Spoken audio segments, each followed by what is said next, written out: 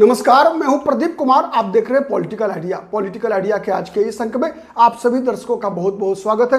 मित्रों, विधानसभा चुनाव के प्रथम चरण के लिए कल नामांकन का अंतिम दिन है और अब तक महागठबंधन में सबसे ज्यादा अगर कोई दल फंसा हुआ है तो वो है वीआईपी, मुकेश सहनी की पार्टी, सन ऑफ मल्लाह की पार्टी। आरजेडी ने भी अपने अपने उम्मीदवारों को सिंबल बांटना शुरू कर दिया है, नामांकन भी शुरू हो गया है। कांग्रेस ने भी अपने उम्मीदवारों को सिंबल बांटा, नामांकन भी शुरू हो गया। लेकिन मुकेश सहनी अब तक इस इंतजार में पड़े हैं कि मुकेश सहनी की पार्टी को कौन कौन सी सीटें दी जानी है। केवल एक सीट ऐसी है जहां पर कि मुकेश सहनी ने अपने उम्मीदवार को सिंबल दिया था, लेकिन कहा जा रहा है कि वहां कहलगांव में वहां भी आरजेडी ने अपने एक उम्मीदवार को सिंबल देने की बात निकल कर आ रही है। इसके अलावा अब तक मुकेश सहनी को यह तो बताया गया है कि 18 विधानसभा सीट पर उनके उम्मीदवार होंगे, लेकिन अब तक 18 विधानसभा सीट कौन सी होगी ये इस बात का अब तक खुलासा नहीं हुआ है। और इसी इंतजार में मुकेश सहनी ने अब तक अपने उम्मीदवार को सिंबल नहीं बांट पाए हैं। मैंने कुछ देर पहले बताया था कि आज ही राहुल गांधी ने, कांग्रेस पार्टी के जो सर्वोच्च नेता हैं, उन्होंने मुकेश सहनी से बातचीत किया, मुकेश सहनी को आश्वासन दिया कि हम आपके लिए मध्यस्थता कर रहे हैं। और इस बात की पुष्टि अभी 4 बजे एक प्रेस कॉन्फ्रेंस करने की सूचना मुकेश सहनी की पार्टी के द्वारा दी गई थी। कहा गया था कि मुकेश सहनी स्वयं पत्रकार सम्मेलन को संबोधित करेंगे और ऐसा उम्मीद किया जा रहा था, जो मैंने भी बताया था आपको, कि मुकेश सहनी इसमें अपने उम्मीदवारों की सूची प्रकाशित करेंगे। लेकिन ऐसा हो न सका।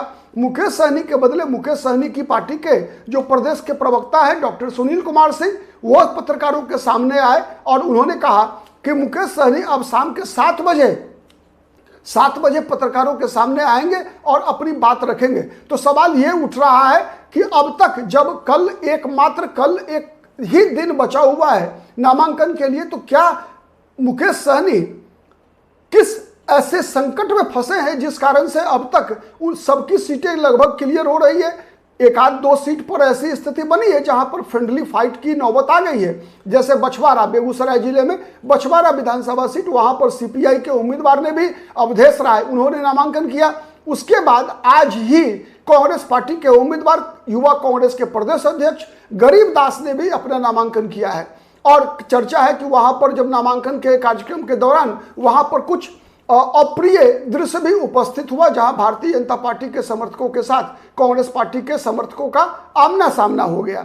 ठीक है, लेकिन आज जब पत्रकार वार्ता में पत्रकारों के समक्ष डॉक्टर सुनील सिंह, जो वीआईपी के प्रवक्ता है, वो आए, तो उन्होंने कहा कि राहुल गांधी पर उन्हें भरोसा है, वीआईपी को भरोसा है, मुकेश सहनी को भरोसा है, ठीक है, कि वो उनकी मध्यस्थता में जो वीआईपी को सम्मानजनक सीटें मिलेगी गठबंधन में।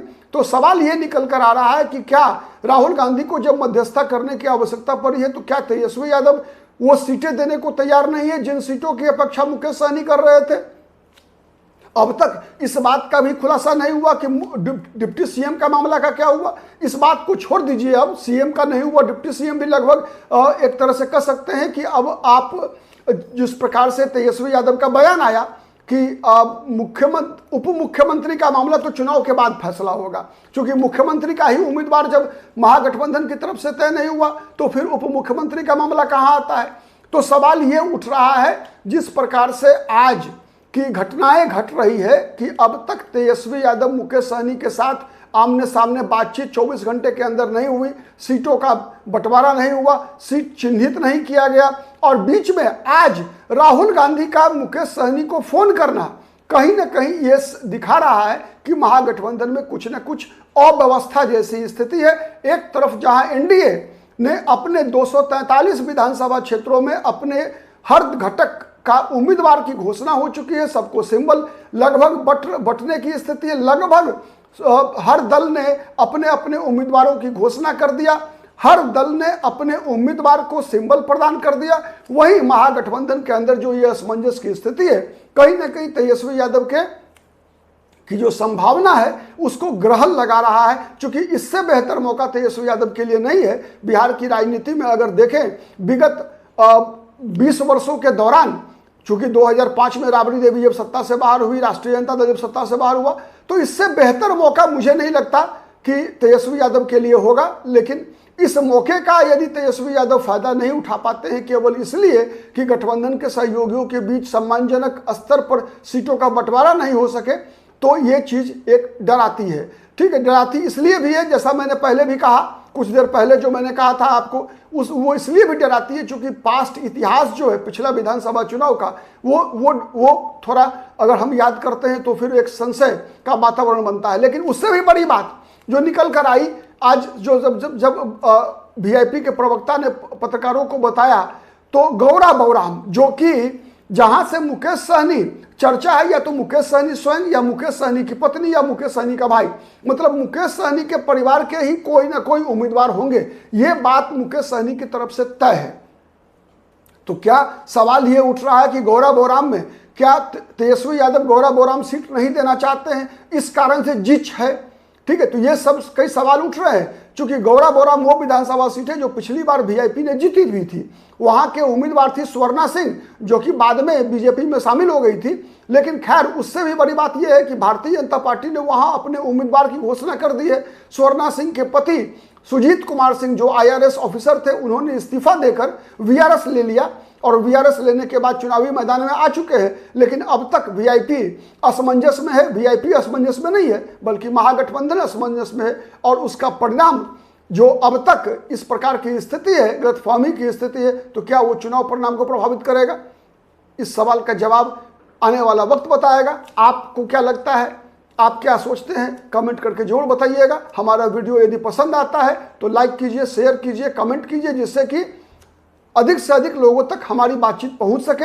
यदि अब तक पॉलिटिकल आइडिया को अगर सब्सक्राइब नहीं किया है आपने, तो प्लीज सब्सक्राइब भी कीजिए।